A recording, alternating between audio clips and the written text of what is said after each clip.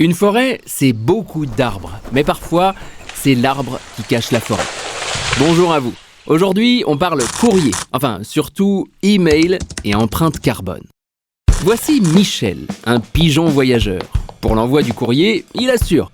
Bon, le problème, c'est qu'il a la réputation de ne pas être très propre. C'est comme nos emails.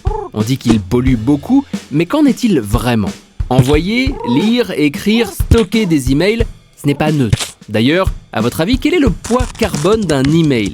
Pour vous aider, je vous donne des indications. Il a été envoyé avec un ordinateur, via le Wi-Fi, et il inclut une pièce jointe, mais pas trop lourde. Alors vous me dites ? 3 grammes de CO2, bravo, dans le mille. Bon, ça peut sembler peu, mais avec 10 à 12 milliards d'emails envoyés chaque heure dans le monde, ça fait tout de suite beaucoup. Pourtant, on va pas se mentir, nos emails, c'est un peu l'arbre qui cache la forêt. Dézoomons légèrement. Le numérique est responsable de 4% des émissions de gaz à effet de serre dans le monde. Et ce chiffre augmente chaque année. Quand on dit numérique, on parle globalement de 3 catégories. Premièrement, les infrastructures réseau qui permettent d'envoyer nos emails. Ensuite, les data centers, ces grands hangars où sont hébergés des serveurs et qui stockent nos emails. Et enfin, troisièmement, avant tout ça, pour les écrire, il faut un terminal utilisateur, en gros, un ordinateur ou un téléphone.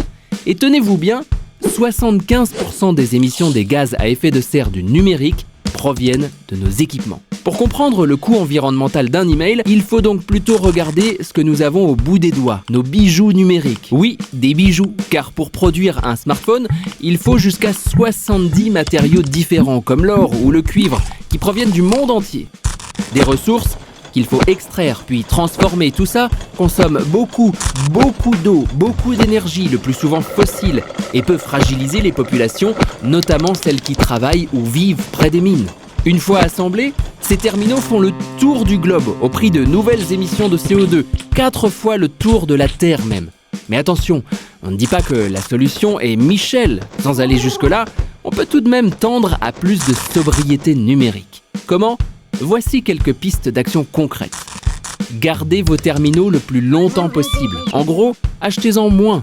Essayez de les faire réparer et de remplacer les pièces défectueuses avant de changer le terminal tout entier.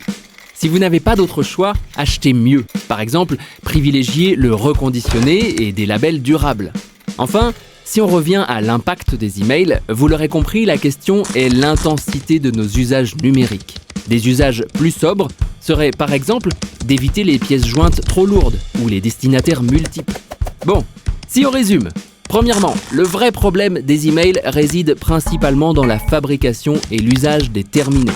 Deuxièmement, du coup, quand on parle empreinte carbone et email, le sujet principal est d'allonger la durée de vie de nos équipements et de raisonner nos envois d'emails. Enfin, troisièmement, pour une entreprise, l'empreinte carbone des emails n'est certes pas négligeable, mais loin d'être la priorité pour réduire drastiquement les émissions. Et c'est pas Michel qui dira le contraire. Hein, Michel ?